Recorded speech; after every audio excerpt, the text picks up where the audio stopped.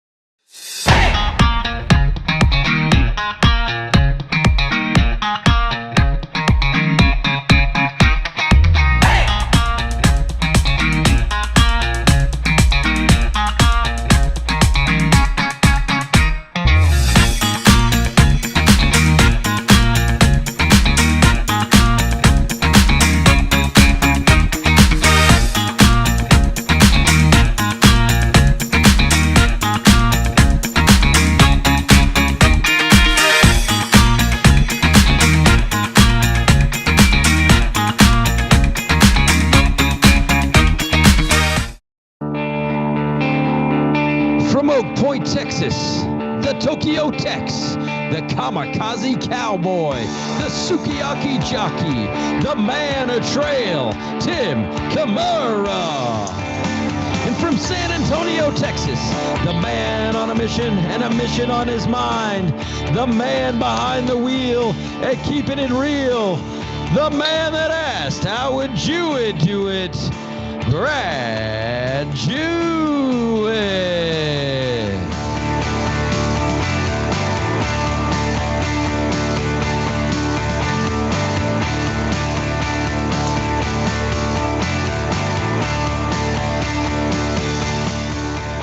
Hey everybody! Welcome to the Keeping It Real show on a Thursday night. This is our Valentine's night. We have our red on tonight. Everybody participated in that, but Mr. Berryhill. But that's okay. We're just happy to have the Berryhills from Talala, Oklahoma in the house with us shortly. Before we go any further, we want to thank you for a great show last night. Everybody's participation in the Type the Topic Wednesday that we shared last night. Yeah, it was a really fun show. We really appreciate everybody's again participation. It was a lot of fun. Tim and I, some of our favorite shows. Thank you very much, Kathy. She liked my shirt. Yeah. This is a Kimes Ranch shirt. If anybody is interested, as you can see, they're one of our major sponsors that we've had really from the get-go, along with C. Letchworth Bits and Spurs, and Blue Ribbon Custom Tack, and Chauffeur Dough, our original sponsor. So, so this is a line from the Keeping It Real show, Kimes Ranch. Sorry, got that stuck on my tongue.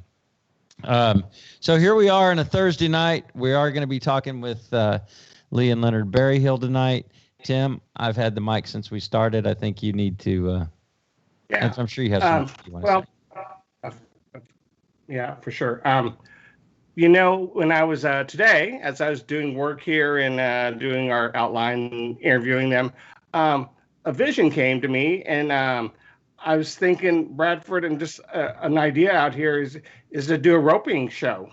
Like Leonard or Jeff. I think that'd be a very educational show, a little bit about judging roping and stuff like that, because a lot of judges aren't so proficient in roping, and they like to always learn more, right? Yep. And I could see Leonard come back, maybe Jeff Allen would come back or something like that with us. I think that'd be a great show to do. Be awesome. They did a great job when they were did the judges. They were the panel for the roping at the judges one year. It was by far everybody walked away from there having a way better understanding about the roping. And then my second take, and I'll give it back, isn't Mr. Berryhill like the first one? Him and Karen Graham were our first show. Yes. Back in March of 2020. And Leonard has also been a guest host of ours. Whether I think it was NSBA World, Red Bud, I think a couple times he's been on because he does a great job and finds some good questions and knows a little. So.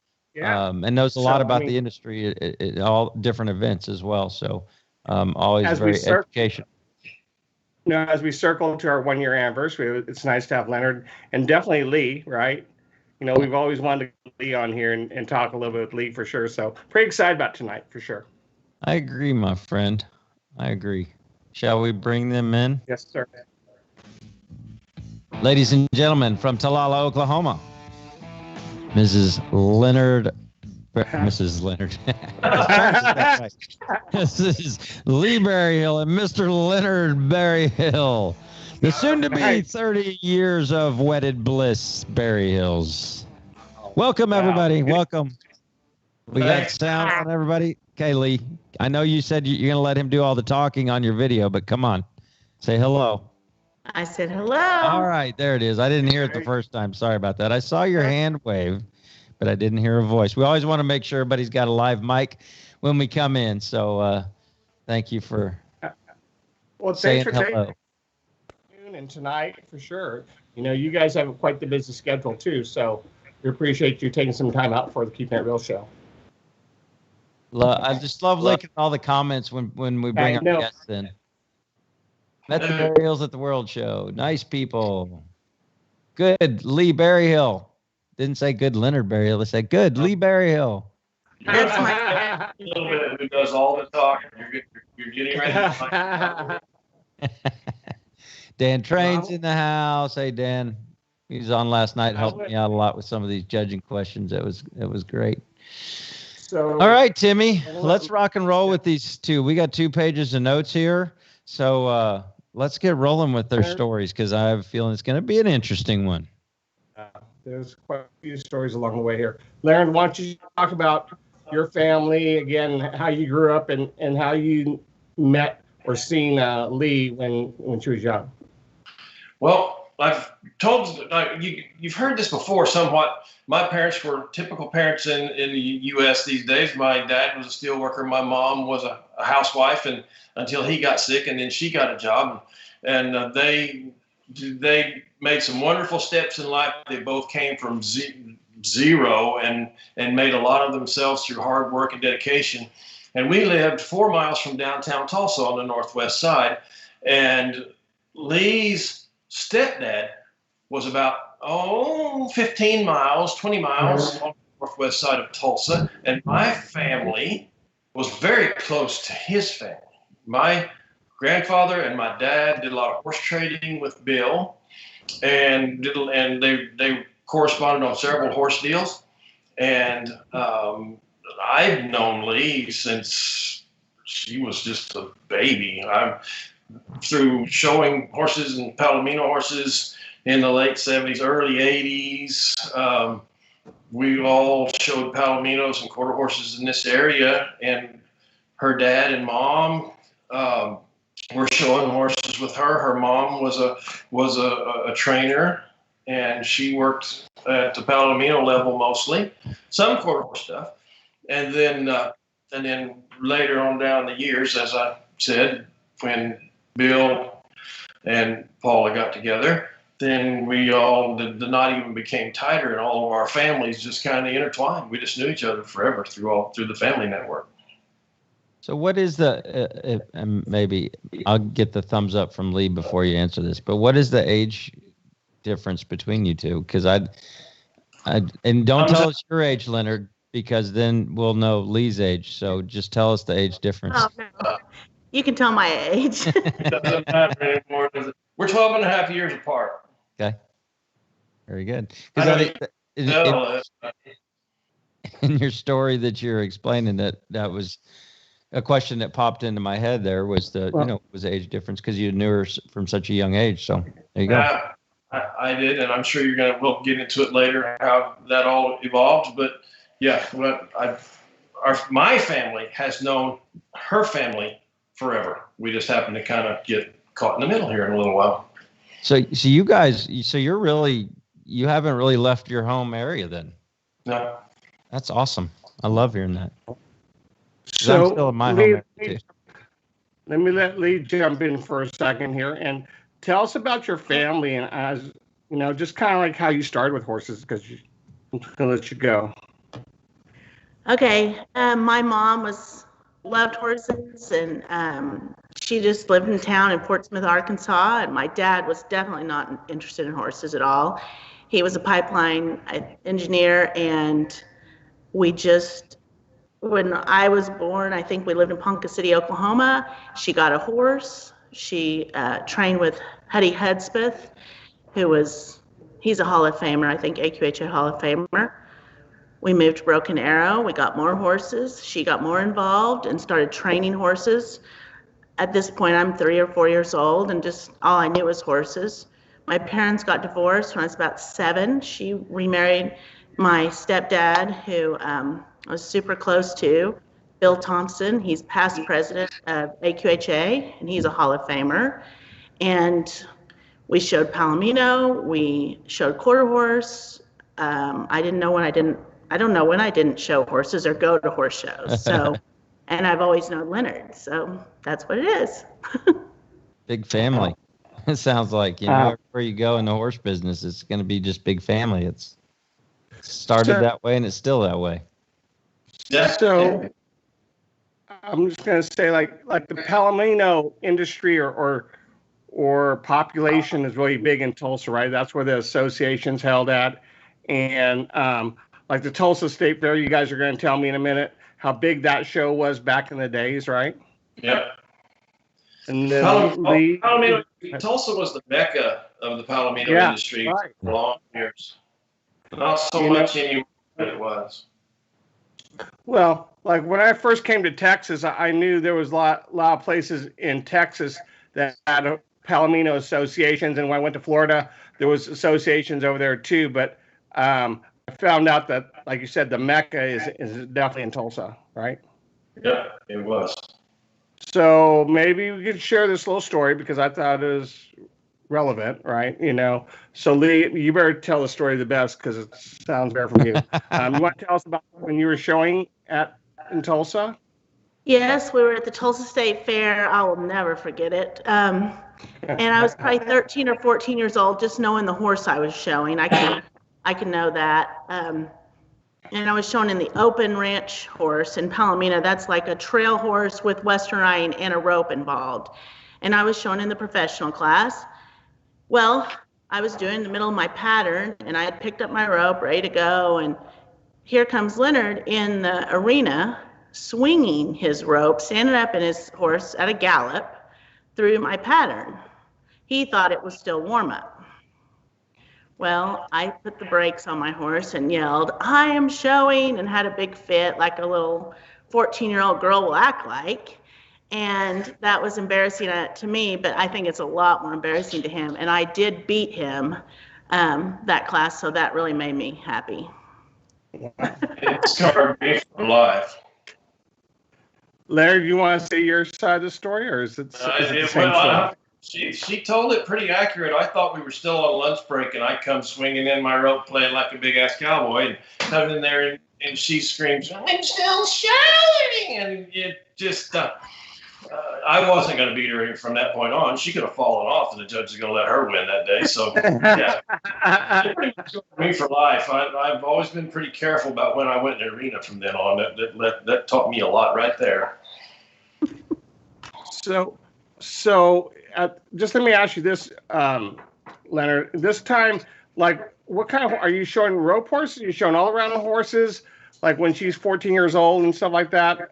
On this day, talking about? Well, in this era, like I can see you at the horse show, but I'm curious. Do you have like a string of rope horses? Do you have some all around horses? Do you have a Western rider? Or I mean, what kind of business were you in at that moment? We had it all. We had everything. Then even back that far, my horse show career, probably I started out in the AQHA showing a little bit of Western pleasure. That was my very first experience showing, and then I had already been rodeo roping and things like that. So the roping just kind of intertwined, and I did both. At that period of time, which that's had to have been, Leigh, what, 1983, 4 in that range, something like that. And so, at that time, I was already reserve world champion in the calf roping, and probably the 1983, I was world champion in Western riding. So right on that time, that was all still going on all together. So I'll go back to Leigh for 1 second here. I'm curious, how'd you learn to rope? Well, I didn't have to rope anything, thank goodness. I just had to rope the ground and work the rope. But that would have been my stepdad, Bill. He was a rancher in New Mexico. He had, I don't know how many hundreds of thousands of acres, I guess is what they say. He had a section of land here northwest of us. And he had lots of cattle. So he knew how to rope, and he taught me how to work the rope and made my horse work the rope so I'd win something. In that ranch horse class, you just had to carry your rope and throw it, then get off and show that your horse could work the rope. You didn't actually rope anything. Right. So I'm just trying to visualize this. Okay, she's right there going to go do a rope thing, and here you come in swinging a rope, and all she's got to do is throw the rope out and let go. So I'm trying to figure out what the purpose of you coming in the arena, swinging and coming in is. Are you out there to cowboy, I come in, I'm going to do this ranch horse class in a little while too, I'm thinking. So I've already got my rope out. I've already got my horse warmed up. I'm already ready. And she's got the rope in hand. She's doing her class. I thought we were in the lunch break. And I come in like Rocky Joe Cowboy, swinging my rope, acting like a big shot. And lo and behold, the entire fairgrounds is looking at me like, where did you just fall off a rock? So how long after that did you guys like apologize and like could say hey and not I hate you, I can't believe you did Not sure it's ever happened. Or were those stars and those hearts? Still no apology. That wasn't at that time. No. And I don't think she, as you can tell by the tone of her voice, she's never really forgiven me for that. She was having a heck of a run, man. She was. And she was probably she wasn't gonna win anyway, but that day she was gonna win. Yes, I was. Remember, it's Valentine's weekend, Leonard. Come on, let's get it started right here, man. This is that's so fun with each other. No mercy. these sure are so competitive, right? Yeah. Okay, so let me tell you how to preserve a marriage. I'm an expert at this. I can tell you how to keep a marriage alive for 30 years. And that is not to play racquetball with your wife. That is not to ever go play golf with your wife. That is only to keep things on a business level. And then after 5 o'clock, we all get together and we join in. That's how to keep it. Don't play games with your wife. We almost got a divorce on the racquetball court. Wow. Interesting. Good advice, though. Good advice on Valentine's Day. I think I can come into Michael Coven right here because you were telling me this afternoon that he worked for you or you bought a horse from him. Can you go over that a little bit? Yes. Go ahead, Leigh. You can talk about that a little bit. Okay. Michael worked for my mom and Bill for about, I think, 3 years. And he was everything from I guess they call it a manny, to a horse trainer, to anything. And I told him this story. Michael, first of all, I didn't take advantage of having Michael because I should have listened more. I should have done a lot more, but I thought I knew just as much of him as him, if not more.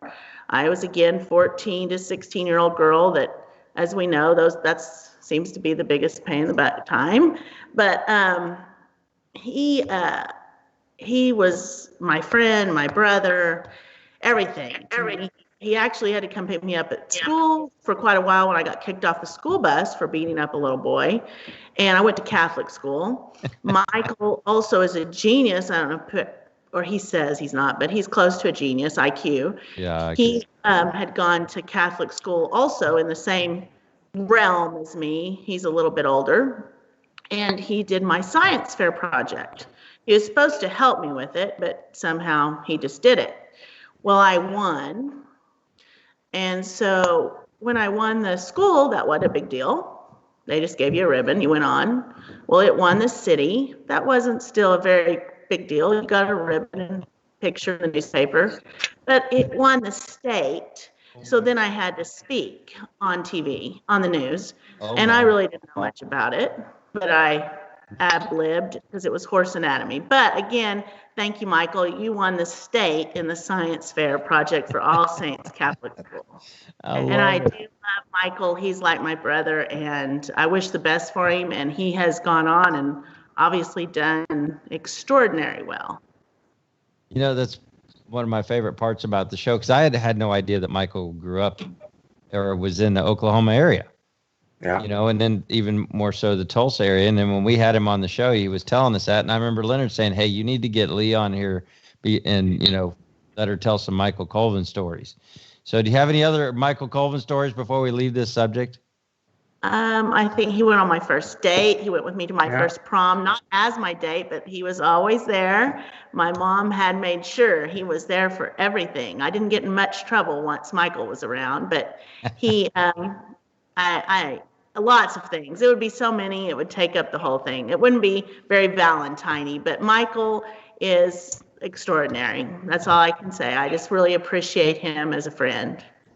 That's really Okay. cool. 'Cause I literally had no idea, prior to us doing the show, I had no idea that you and Michael had a friendship, beyond seeing each other in the arena, and that's it, So that's really cool. So when you had to do your speech in front of the state, did Michael school you on that a little bit, or did he just say, No, nope? we didn't know I was going to have to do that. I had to just ad lib it. But then he was just like, I can't believe you won, because he's competitive too. He wanted to take the glory for it. I'm like, oh, you just be quiet and sit over there. Uh-oh, something's I love happening. Somebody getting a phone call? Is that me? It's Allison's deal. Remember, I'm on Allison's thing. Allison's getting a message. Yes, So- I She'll think I did it right. He'll have to Okay. call you Let's back. just do it. She'll have to Sorry. call you back. So, did Michael help you like as a trainer too, a little bit in that era? That's what he was supposed to be doing. But Oh. I wasn't very accepting with it all the time. And I didn't want him, sometimes I'm like, I don't want you to ride that horse of mine, or I don't want you to ride this. But yes, Oh, wow. he helped me Wow. so much.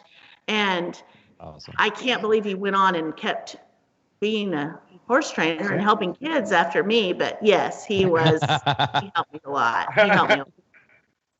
And then Jackie too was one of your trainers? That was my trainer, was Jackie Kershka. Yes, she trained. Wow. I rode with her for about 3.5 years, and I had some great Palomino horses, 2 great Palomino horses that she helped me with. And then I had a great gray horse named Skip a Star's Lace that my mom and Bill had bought, and we put in train with Jackie, and we have become so close over those horses. That's funny that horses brought us like sisters, Yeah. Yeah. How is Jackie as a horse trainer to you back in the day? Oh my, so hard, so tough. I don't even see anyone as tough as she was. She was the ringmaster. She was, we did whatever she said, and we did not question it by any means. Love it. And we respected her for it, and we loved her for it, and we were a group. And Nancy Alto Renfro rode with her also for the last year of my time, and we basically did whatever she said. We rode brainers, we loped them down, we did whatever. We learned so much from her, and she just is. I can't explain how much she influenced my life. Now she's also still my mentor on how to invoice and all sorts of stuff. You should get Leigh to get Leigh to tell you Jackie's reaction when Leigh told her we were going to get married. Okay, let's hear it. Let's hear it. Well, she's like, she didn't believe it that we got married because we eloped, and she made me come for a lesson and bring my marriage license to show her. Are you serious? Did Leonard drop you off and sit there and wait? Oh no. And she's like, this will never last. A lot of people didn't think it. She's eating her words now, so it's been good. You bet. She's accepted him finally. Finally. It took 30 years, full 30 years. Allison's I'm pocket. just come back one step here. Leonard, because we talked about this afternoon. Leigh right now, as we hear Leigh, I don't think she feels so shy to the public, okay? But back in the day when we were talking this afternoon, she was quite shy as a young girl, don't you think? You want to talk about from your point of view? We didn't know if she was shy or she was just a little, But everybody kind of thought she was just kind of stuck on herself. We all thought that. Her mom dressed her pretty good. Her mom dressed her well. Stop. Can I stop? Wait, just stop for a second. Stop. As a She was very attractive. Stay there for a second.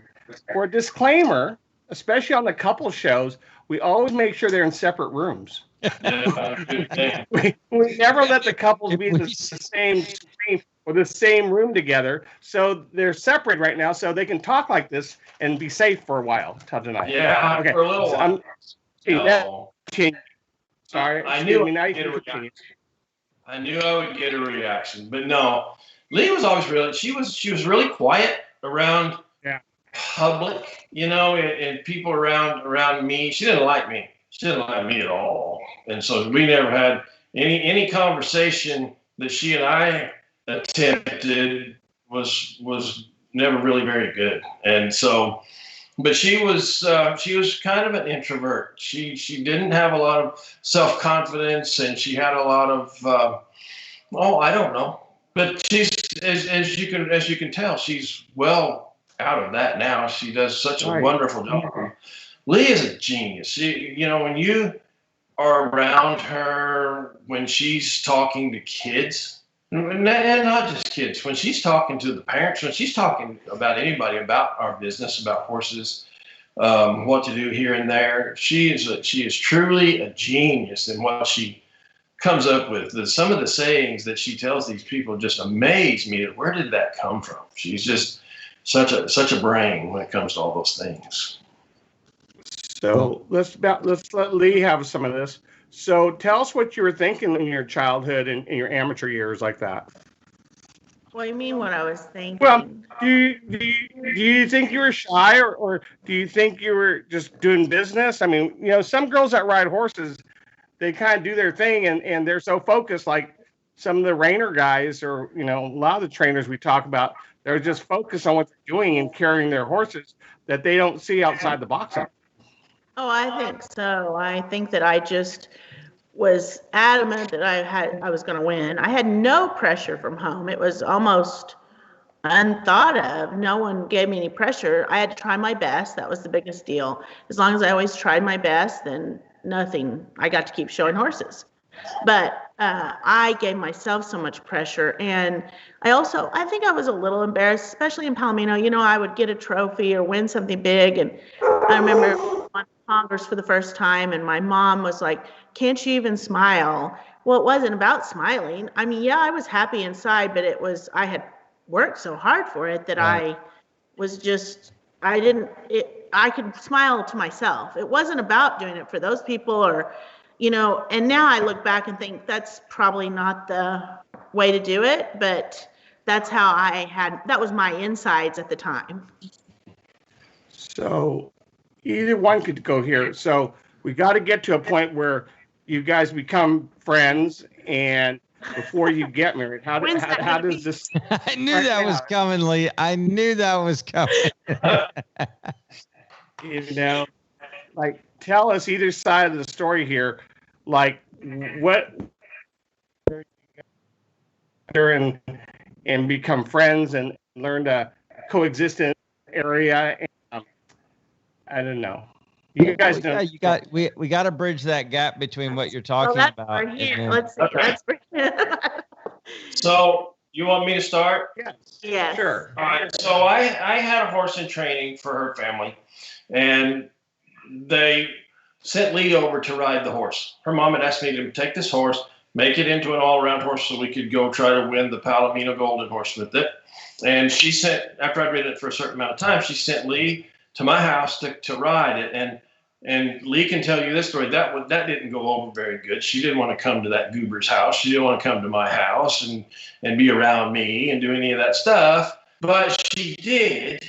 And she would always come over with a friend, and she would ride her horse. And we went on a couple of trail rides. We lived on 1,000 acres between leased land and deeded land. We had 1,000 acres there. We had big hills and stuff. And I'd go ride these horses up there. And she would go on some of those rides with me, and we'd get into some really good conversations and a couple of little arguments and here and there. But just started, she kind of began to thaw out a little bit and to listen. And we began to kind of interact and relate. And so her mom sent us to a horse show in where was it? It was in Hutchinson, Kansas. We went to Hutchinson, Kansas to the horse show, and there was didn't even hardly speak going there. We took her truck, trailer, I don't know, several horses, but we didn't hardly talk going there. But by the time we got done, we were nonstop talking, coming home, and I guess, Leigh, you need to probably take it from here. Okay. Let's hear your side, Leigh. Well, on the trail rides, let's just get it straight. When he went on a trail ride, the first trail ride, he's like, okay, here, one of my friends was there. I gave her a nice horse, gave everybody, the people with nice rope horses type. And he gave me this horse that my mom and Bill had put in training with him that couldn't do anything, never found a real job, and was a crazy lunatic. And I said, no, I'm not going to ride. I don't want to ride that one. He goes, well, it's your horse. I said, I don't want to ride that one.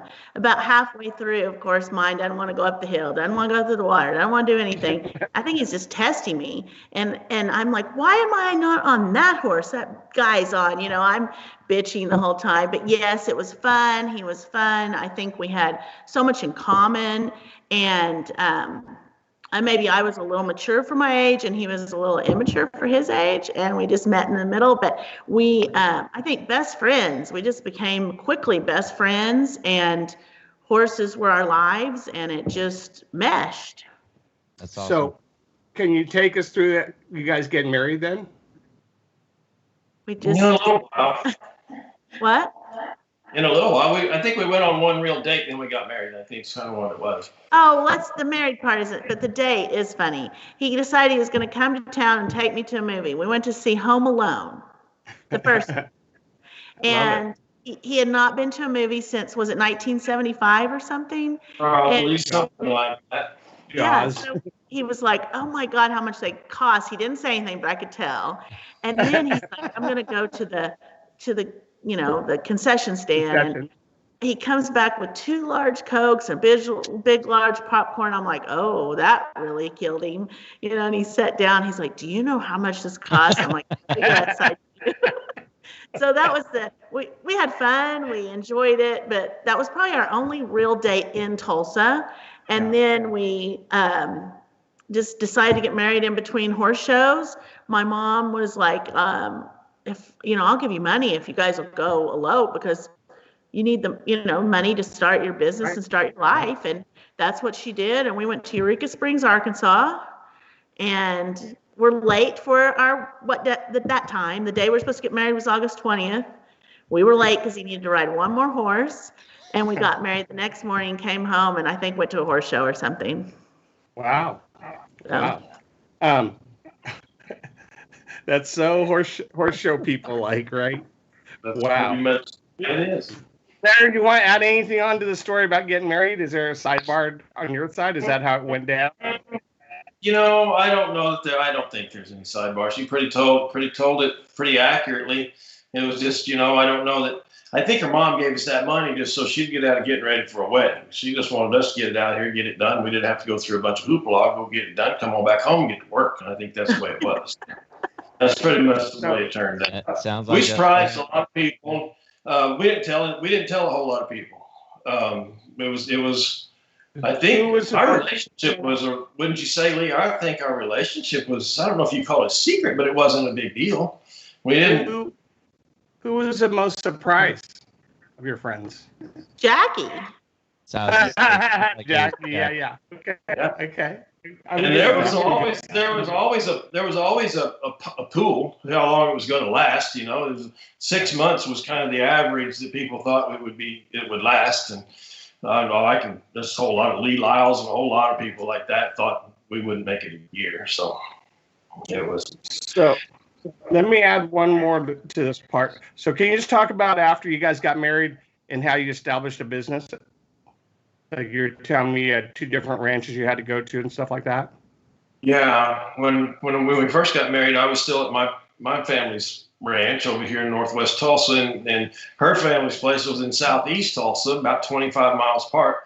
And so when we got married, I was working both places. I would ride pleasure horses and stuff like that, and you know, anything we had to ride there at her house in the mornings, and then I would go over to my old place and do my rope horse stuff there till 2 o'clock in the morning or whatever, and then come home and start all over again. That lasted a couple of years, and that was just a little bit too much, and so we moved all of our operation over there to Bixby and started there. We were there 17 years. We pretty much, we were in business the moment we said I do. She hadn't trained anything, but that's all I did. I trained horses and shod horses, and I gave some lessons and did that. And she just immediately took over on the lessons part. Again, she's so good at that. I had no business ever trying to do lessons when I had her around, and so she immediately took that up. And so that the minute we said I do, we were in business, and so. So Brad, let's talk about this for this part. I mean, look at the time we're talking about, if it's the 80s or the 90s or wherever time zone we're in now.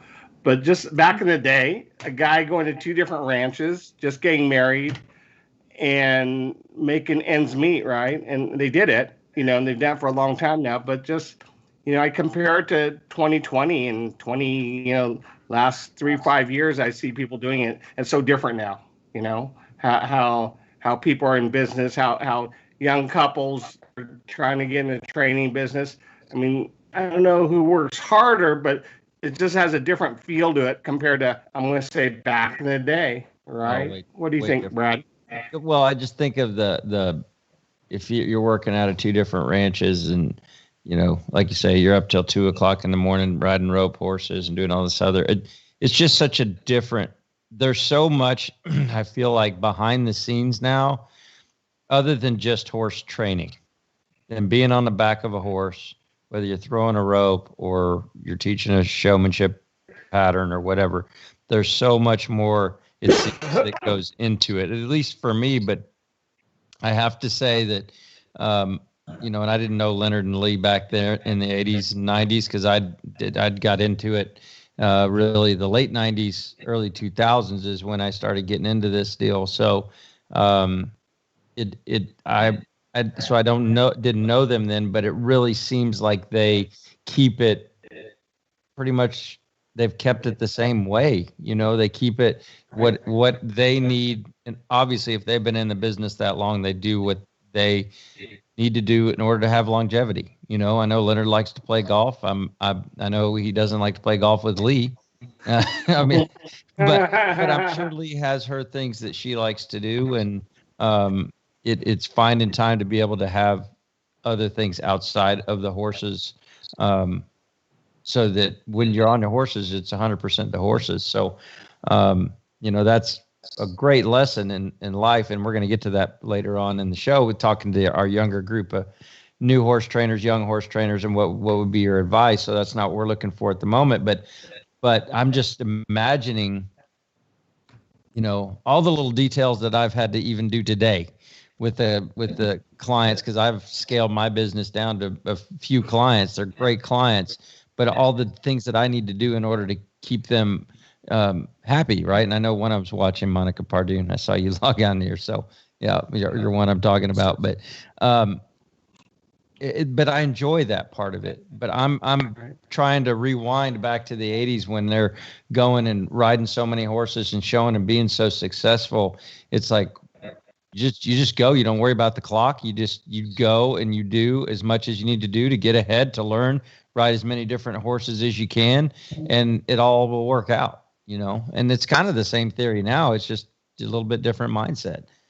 Well, I'm curious on Leigh's part, so you marry a horse trainer and now you're you were an amateur for 1 more year, you sold your horse and then started working part of the business too. Is that correct? I was an amateur through that November. So I got married in August and sold my horse to Jill Panow there. And so after the World Show, yes, I think we went to Horse Show on Thanksgiving, took charge, started showing horses for other people, giving lessons.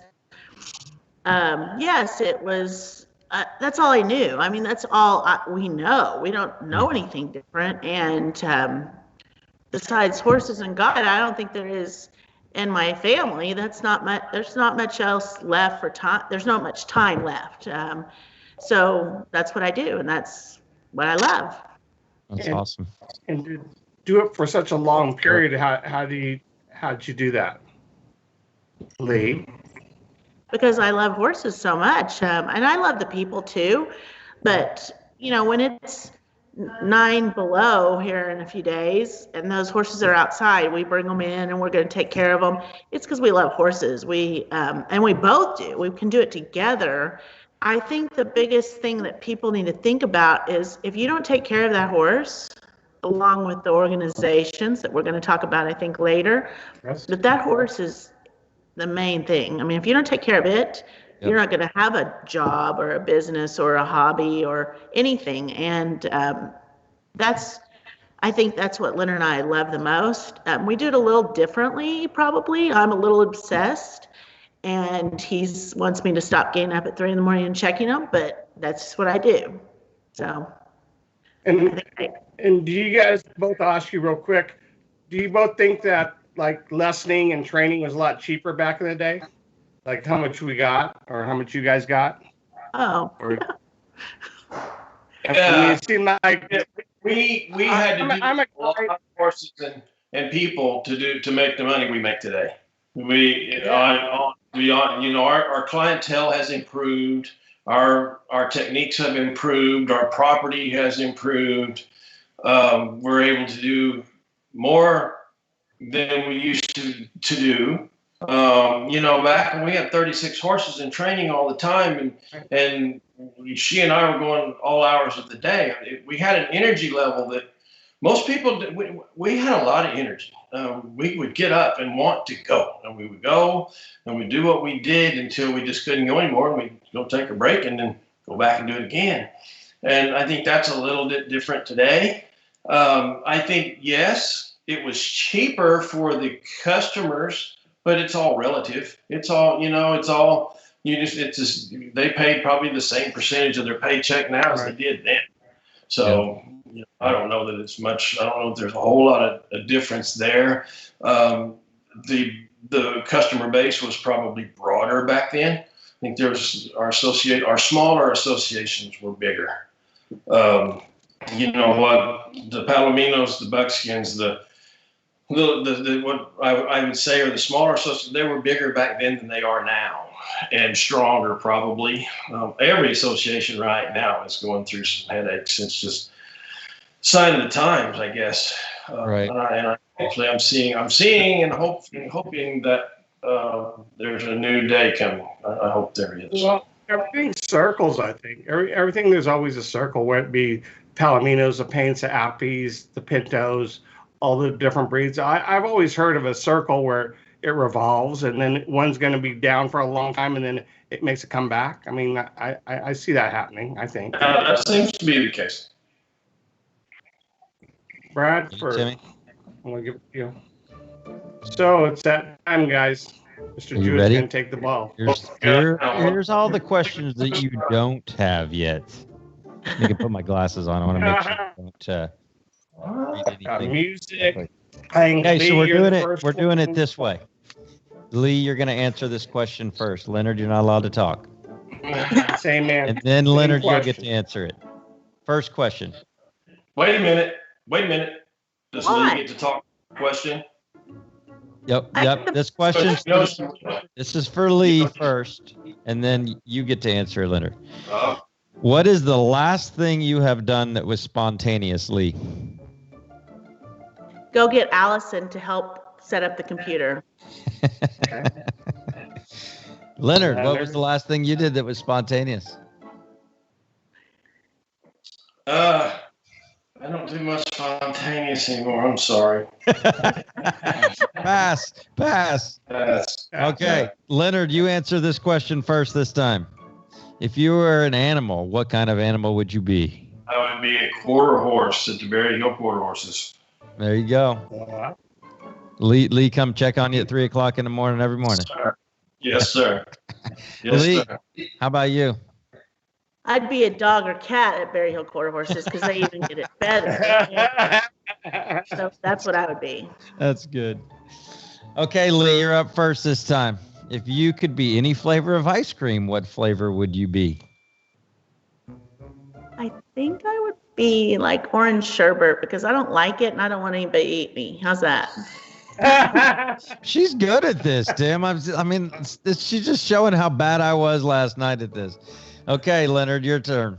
I'm vanilla. I'm vanilla all the way because there's just Vanilla really all the way. I'm a pretty plain guy, but you can mix me with a pretty something and I'm going to look pretty good.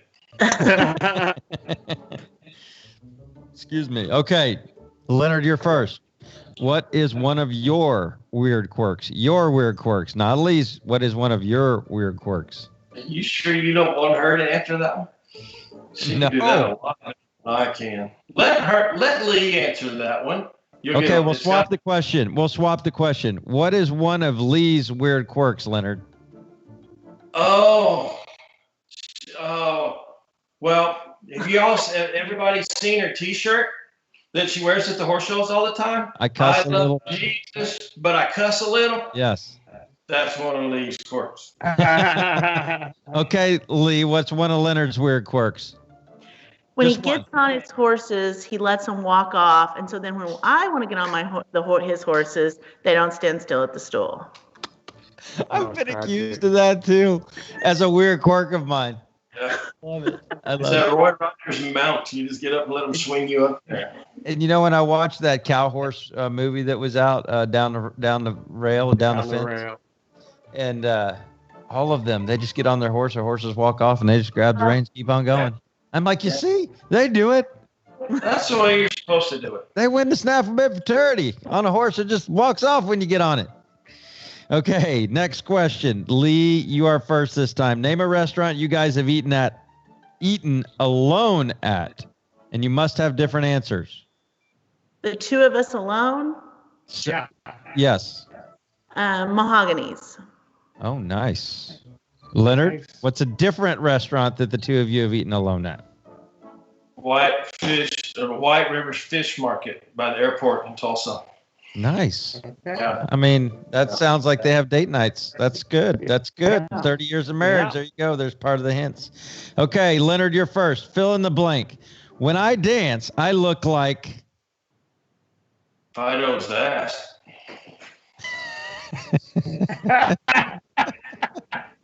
Okay, Leigh. When I dance, I look like... If I danced, I believe I would imagine I look like Michael Jackson. Yeah, good. Yeah. That's nice. That's, I think too. And then my goddaughter laughs at me. Leigh, you're first. Name a song that describes your 30 years of marriage.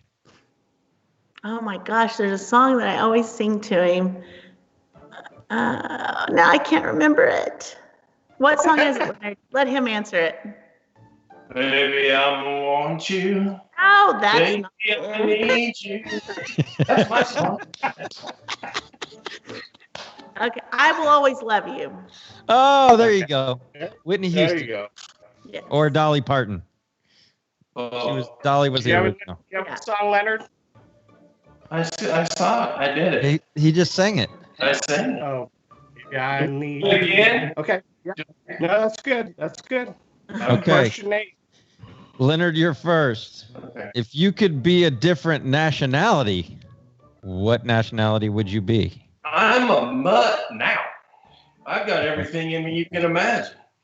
So if you could be different than a mutt, what would you be? Irish. Irish. I like the Irish. I have Irish, a lot of Irish in me, but I'm an American Indian Irishman. But it's a place I would like to go someday, and I think I would like to be the Irish. Likewise, I know they got a lot of good golf courses there, don't they? Yeah, I think so. Okay, Leigh, how about you?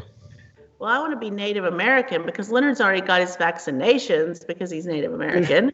He's gotten both, and they just get a little bit more something than us. Yeah, that's legit. Why people get for stealing our land. 2 more questions, guys. I don't know if I'm going to get through this, Tim. This is awesome. If a horse could talk, Leigh, what would the last horse you rode today want to say to you? I did not ride any horses today. It was entirely too cold. But the last horse I rode wasn't happy with me. But I think they'll say I'll do better next time. All right. Leonard, what would yours tell you the last horse you rode at any time if it wasn't today? Good what God. would they say to you? Yeah, this is cold.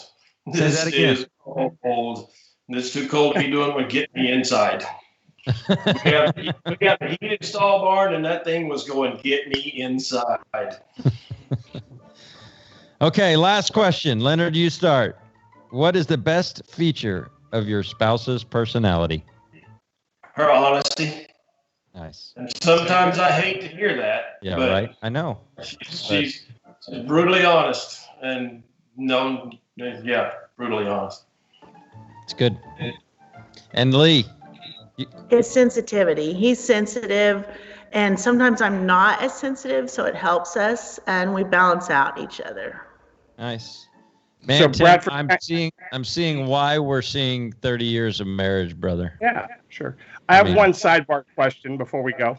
We're not So, going I mean, I know, but if Leonard was going to play the guitar and Leigh was going to sing a song, what would it be? I could play the guitar to whatever song she wanted to sing. So what would it be, baby? I always love you. Yeah. And Yeah, we can do that. all right. Probably Next not time we're stalled next to each other and you have your guitar, I want to hear it. Probably not good, but we can do that. Yeah.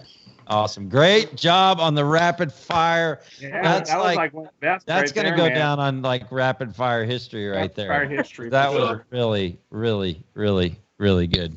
And we got a lot of comments from our people too. I know. I see Kate McCoy saying he's also old. Thanks, Katie. You're saying that. So I think this is a good time. I'm going to skip over to Thompson, and maybe you can talk about your son, and let's just talk about him, and then we're going to come back to some of the other stuff I wanted to talk about. Larry, you want to start, or Leigh, you want to start? Either way.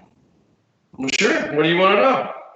Well, like, when did you have him, and like, what year was it, and what did that do? Sacrifice time and stuff like that into the business when you guys have a child.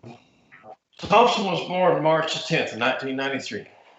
And that was, you want to get me emotional, we talk I don't about mean that. to. Oh, sorry about that. No, I don't mind. He's a father's pride, you know? Yeah. You heard Leigh say what she likes most about Leonard, right? His sensitivity. Yeah. So here we go. I mean, it's keeping it real for a reason. Isn't that's part of the journey though? Like when you have a son and stuff like that, you're supposed to appreciate that.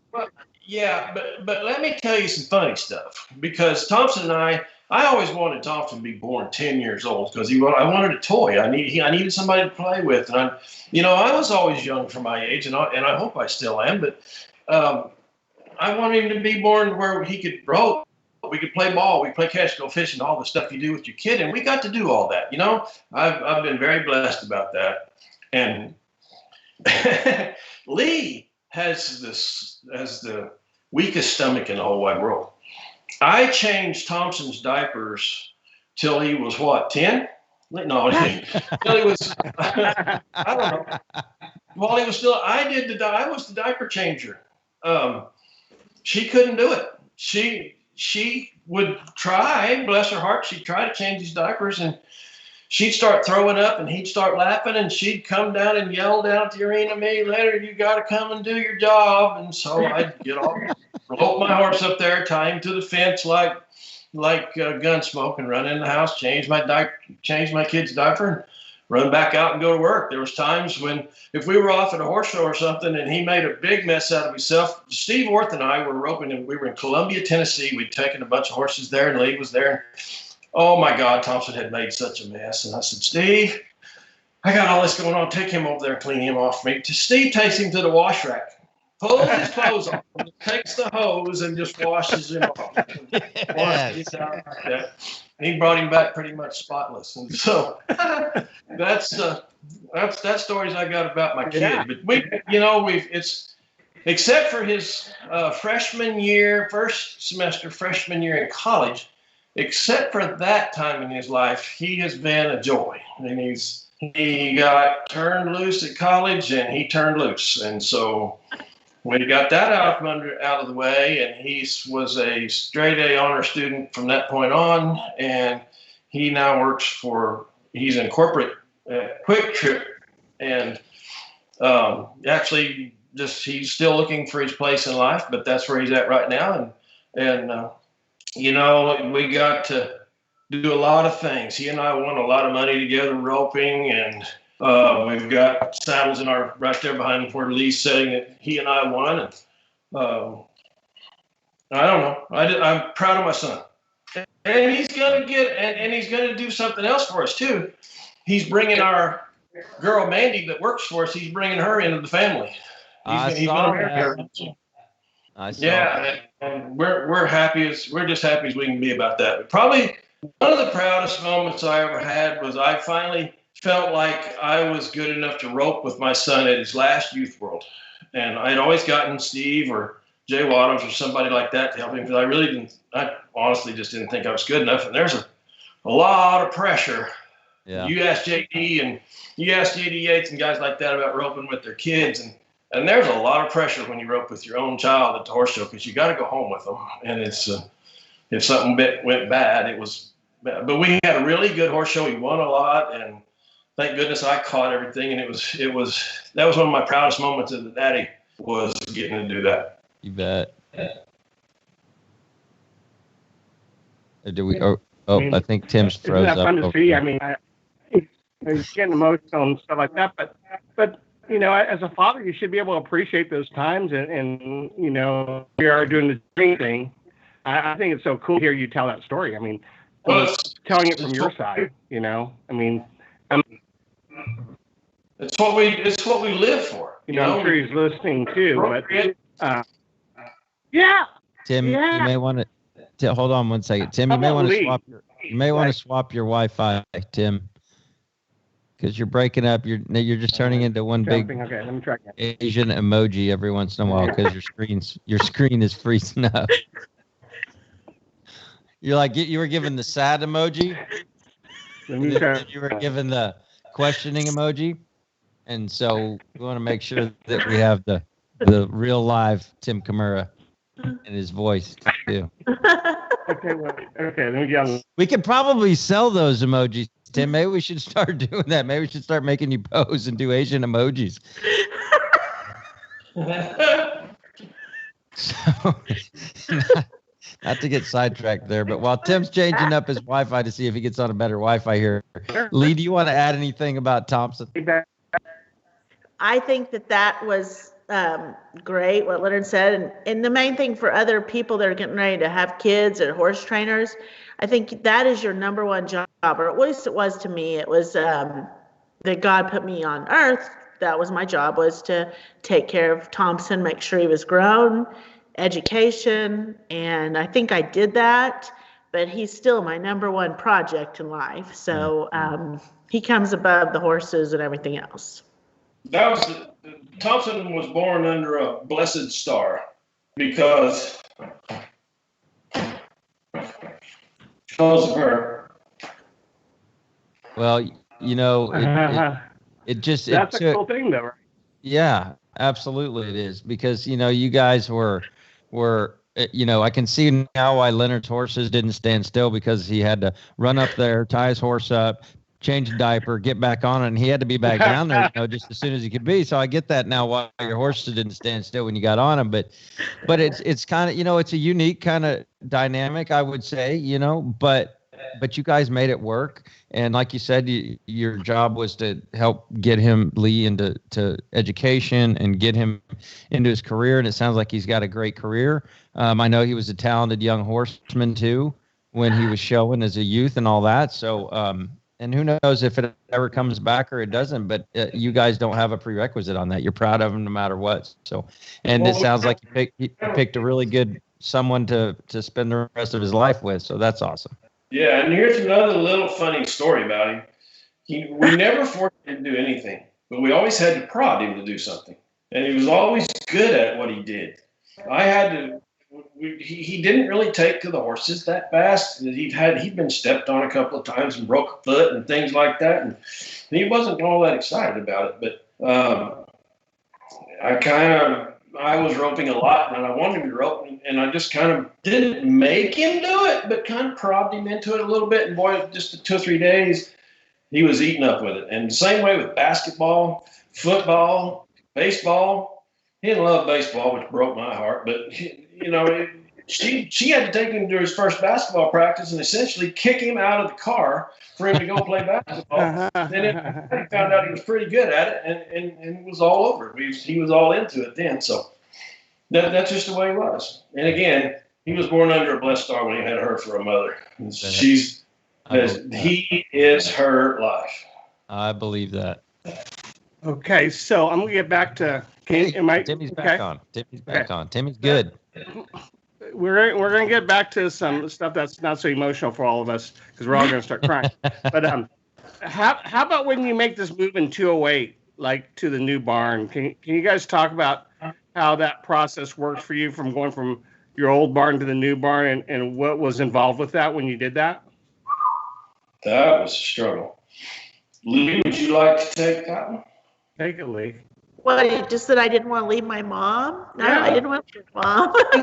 That's good. Yeah, all right, so I'm going to take this one. We had outgrown the place where we were. We were 17 years in Bixby, and we had outgrown it. It was, we wanted to do, again, when there's 36 stalls there, we needed to do we wanted to do a few less stalls, but we wanted to build our own place, get going.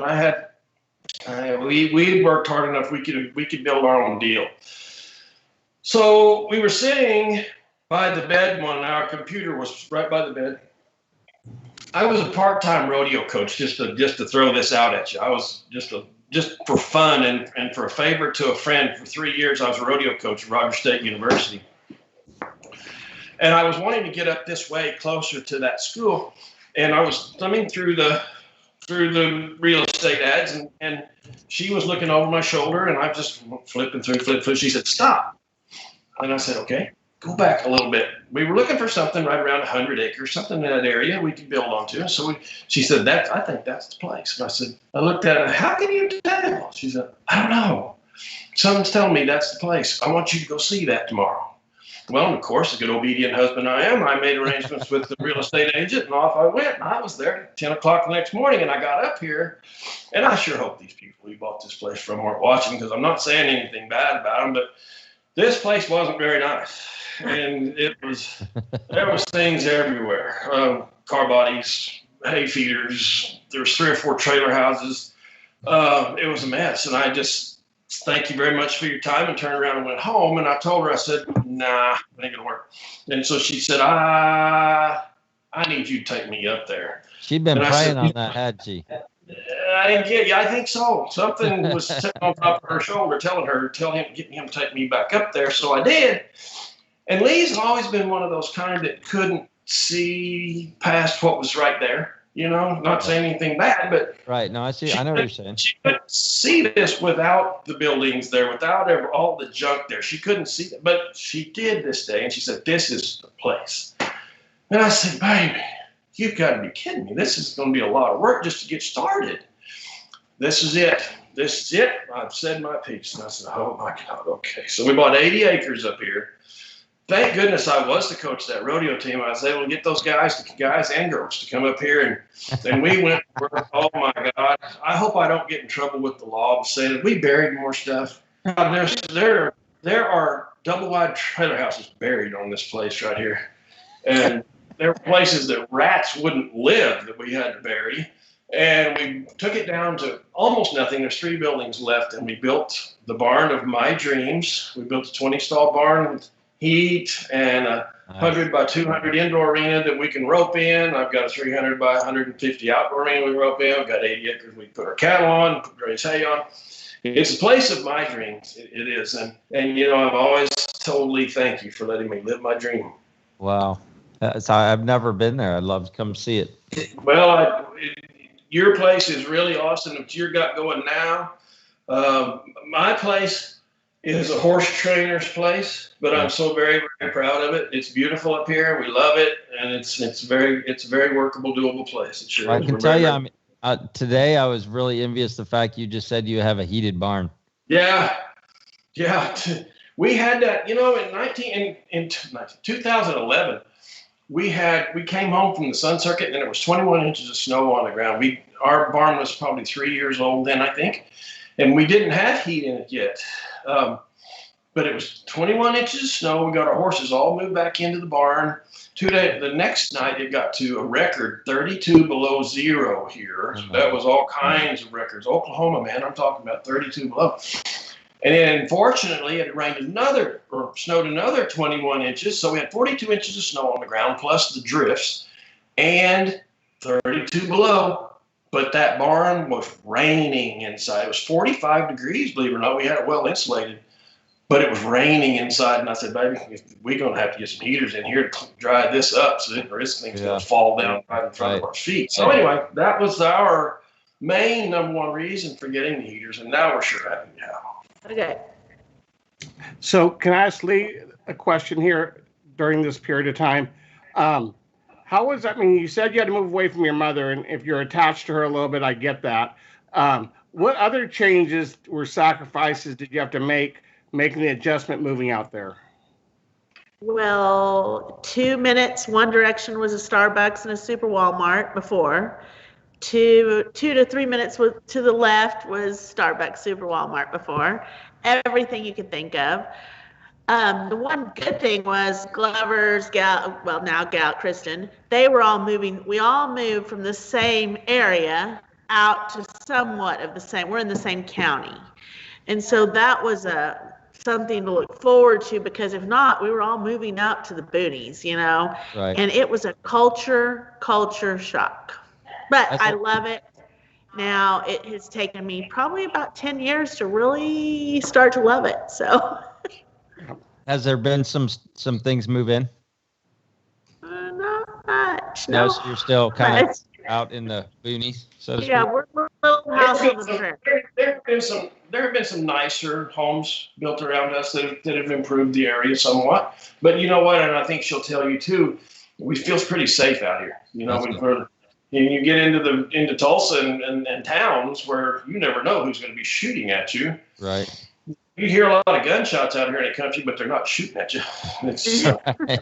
Yeah. How about at this point too? Can I ask you about your staff and Mario and just having your business so long time and having the help that you do? Well, you want me to talk about that, Leonard? Mario has been with us for, we go on how old Thompson is, so it'll be coming on 28 years, or it's 28, gonna be 29, I don't know. But he is the rock that holds everything together. I mean, the glue, the rock, the shingles. When he quits or retires, we are too. I've told people that I can't do it without him. I don't want to do it with him. He is our family.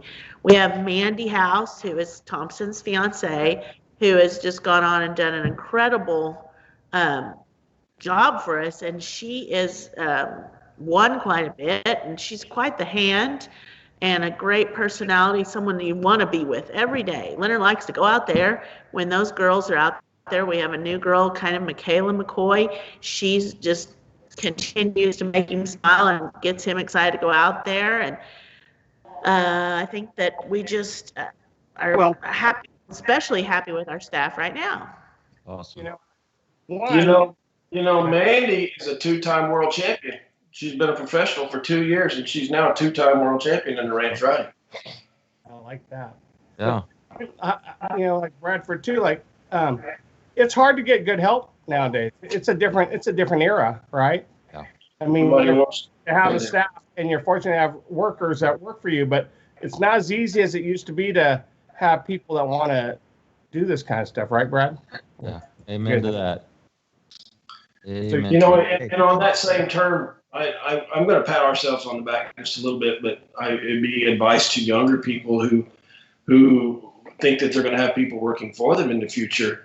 We really try to to make it not only entertaining for the people that are helping us. We want it to be entertaining, and it's not always. We know that there's days when it's just a struggle to be out there. But we also want them to feel like they're getting something accomplished. I think Michaela, when she came to work for us a few months ago, she wanted to learn. And I think she's showing me that she has learned so much, so fast. And Mandy, the same way. She came, she's a little different deal. She came up through she did a lot of work on her own. She did a lot of her own style training. And she also came up through the equestrian programs in some of the college, in West Texas, isn't that right? But she's learned a lot here and has taken it and taken hold of it. Mandy can do 5 events now every day, and she'll do the 100 saddle, ranch riding, western riding. She's placed well in all these things at the world shows, and so I think if we teach our employees, if we treat them more like associates, then I think we're going to get a whole lot more out of them. I trust these girls with everything I got. I tell them you need to get this accomplished today.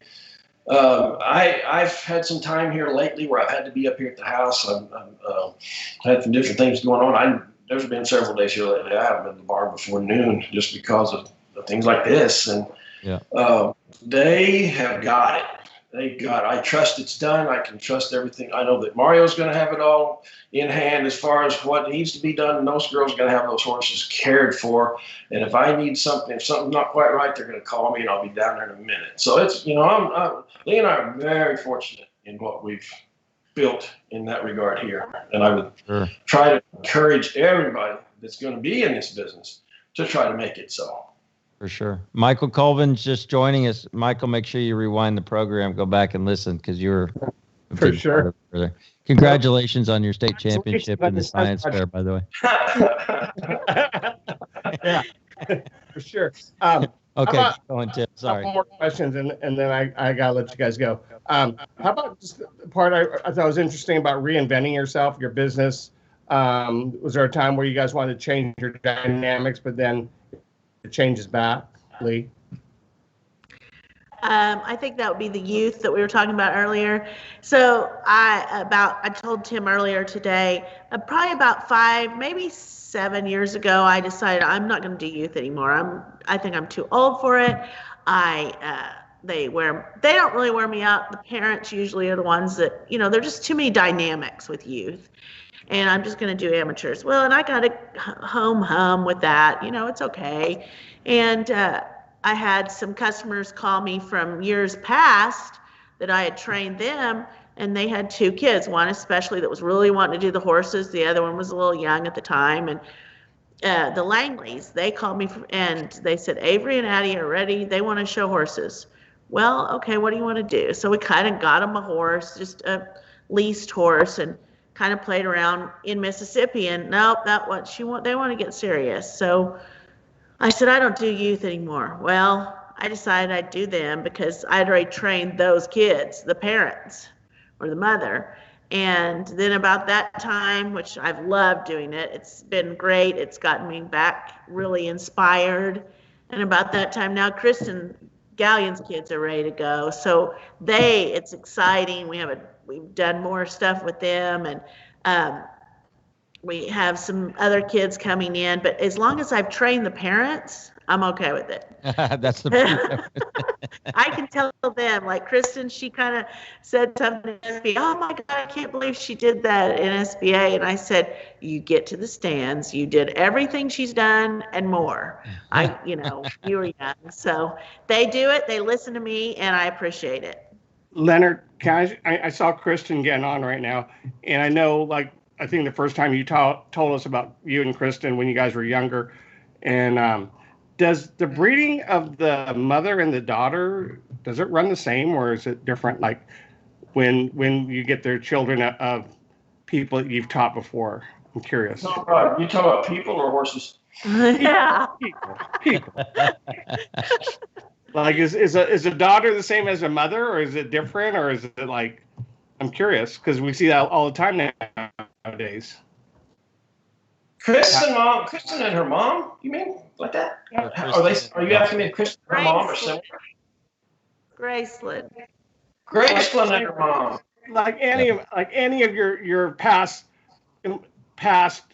kids that you've trained and their mother or their children, I was curious, is it the same? Does the mother want it more? Is it harder to do the kids? I mean, I'm curious how that works. Let's be clear, Leonard doesn't train Kristen's kids. Oh, That's probably more of a Leigh question, but I think as I sit back and watch her interact with those kids, and I get to pay attention to Kristen has 2 girls, and Graceland is, I think, more like her mother, and I think that Aislinn is more like her grandmother, Kristen's mom. I think that's the way those 2 are going to be. They're both very, very going to be. They're beautiful kids, and they're going to be really good at what they do. And I see this throughout our industry too. Our Langley girls, one of the girls is like her aunt, and one of the girls is like her mama. Yeah. You guys have already seen all that, so and that's an interesting dynamic. You brought that up, and it's fun to kind of sit back and watch all that take hold. So, Leigh, what do you think?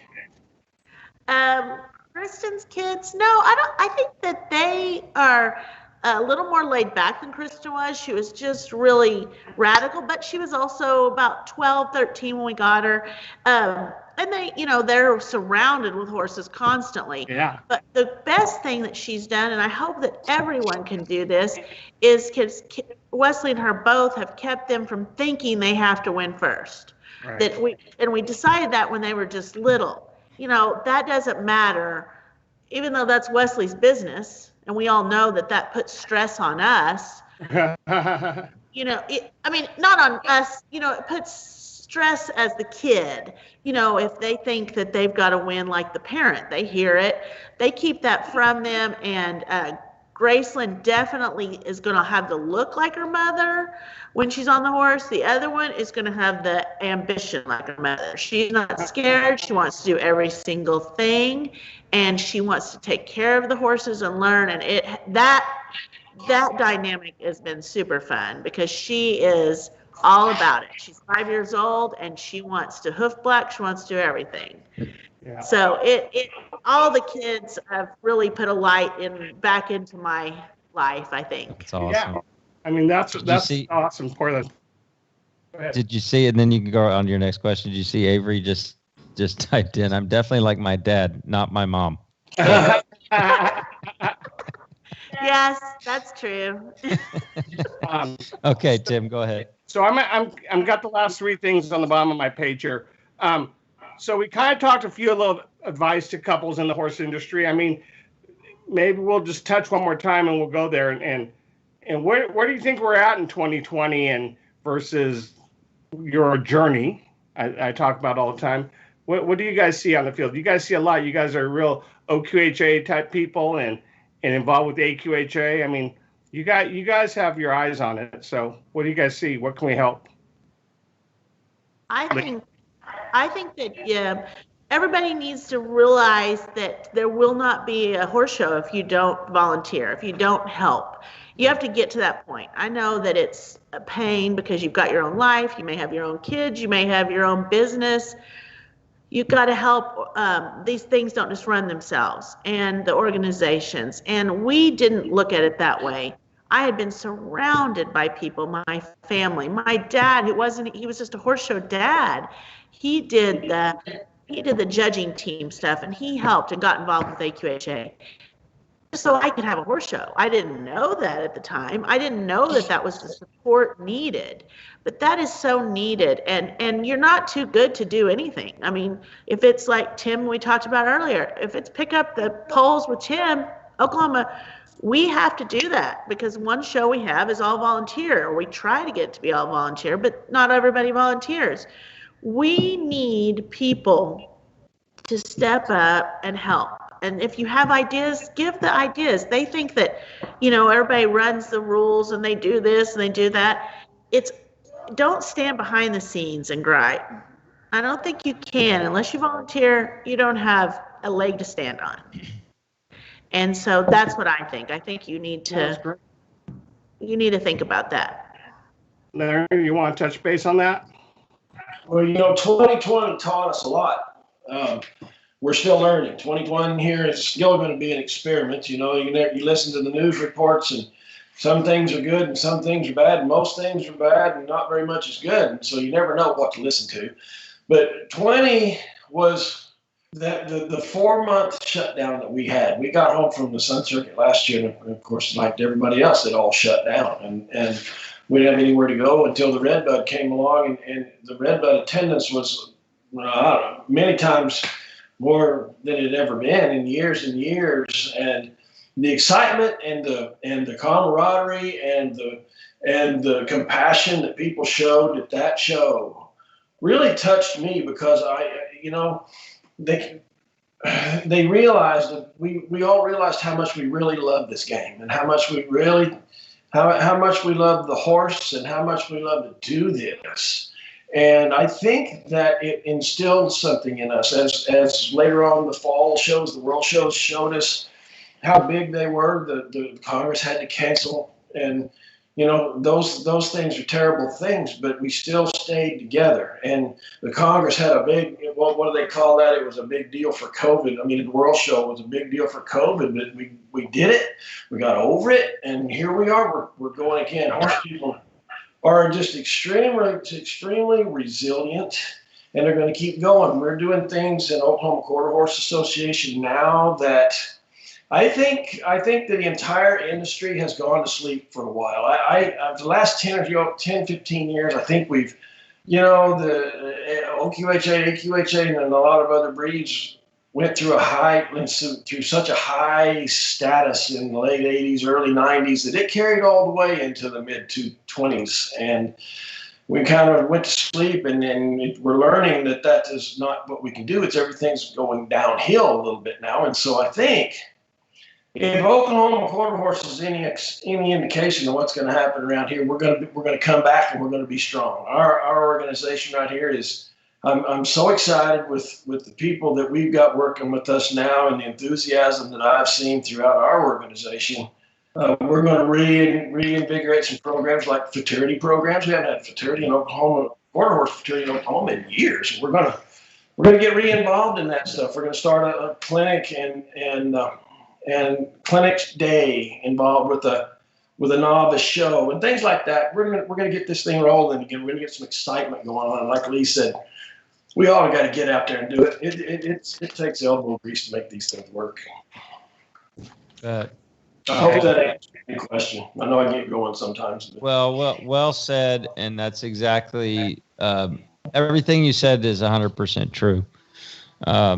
So we need to wrap things up here. We appreciate everybody. We've had a great participation today. Lots of comments we love. But before we go, one more question, because it is our Valentine's Day show. And hear from both of you. What are your secrets for being in the horse industry and being married for 30 years? Okay, well, my mom told us this early on, and it has worked. Before you go to any big horse show,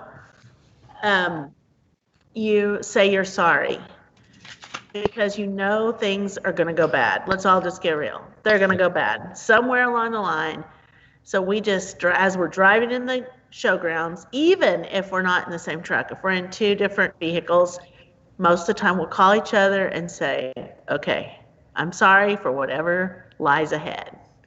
And it really works, because then you can kind of laugh back at it, and you just have to laugh at yourselves. We laugh at each other. We fight with passion. We love with passion, and we show our horses with passion. So I have to say that would be the key to our success. I don't know what everybody else does, but they need to find their way and stick with it. I hope so. Great. Thank you guys so much for having this show, especially during the quarantine. You've done a great job, and you've helped our whole horse people. So thank you. Thanks, Leigh. And thanks for watching it. Yeah. We see you. Leonard, how about you? What would be your advice? Well, everybody needs a rock, and she's mine. And if everybody could learn to express their emotions the way we do with each other, I think she said, I'm sorry, but her ability to cuss and pray in the 30-minute sentence is keeps her from having a heart attack and keeps us going so much that, she can be praying in one sentence and cussing me in the next, and we all get down and laugh about it, and it's all over, and she keeps us going that way. Bless her heart. Good. Bless her heart, she had to put up with me for this long. We made it. So, Brad, that's enough for anybody. But we missed one section right above in our notes, and the reason she put up with you because she has a strong faith in God. Right. So, yeah, because I have the same thing, and yeah, when you have tough things in life, I'm not saying you're tough, Leonard.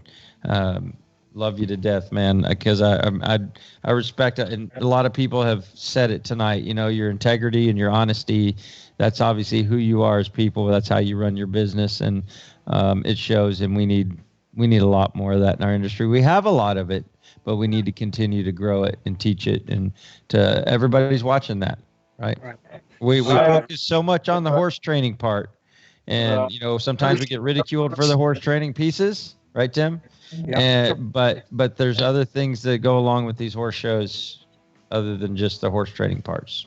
So, Brad, just give me 1 second here, because it's our Valentine's show, and I just want to say something too, because my girlfriend Tina is right here. So definitely I want to tell her I love her and I appreciate her, and sometimes I take her for granted. Okay, I know. I'm just saying that. No, now you're making me feel bad because I didn't do that. But I know I should, and like I said, in a couple days it's Valentine's Day, and that's when we got Bobby Brown too, and but she does a lot of stuff for me that I take for granted, and I'm telling her right now that I love her I appreciate everything she does for me.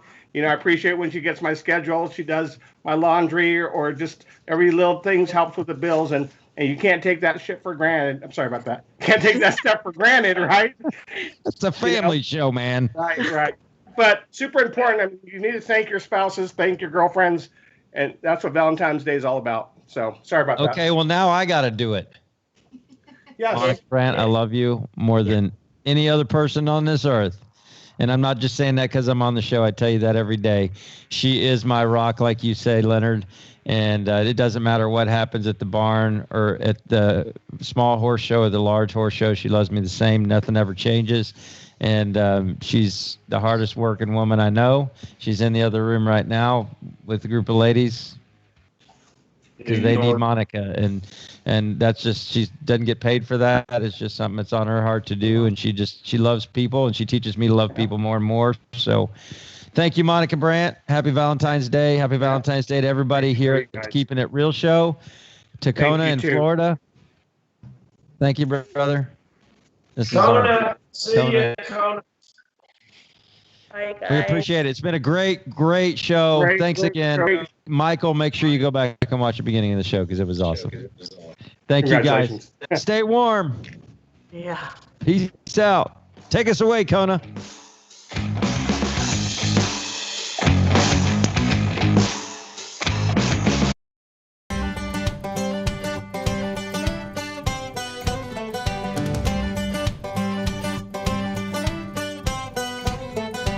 Here at Rod Patrick, we take the fit process very, very seriously because we know the importance in your performance on how you're fit. So come in, let's give you the opportunity, tell me what you're experiencing, tell me what your challenges are, and I know together we're gonna find the right answer and you're gonna be happier than you've ever been with your boots. Come see me, and thank you.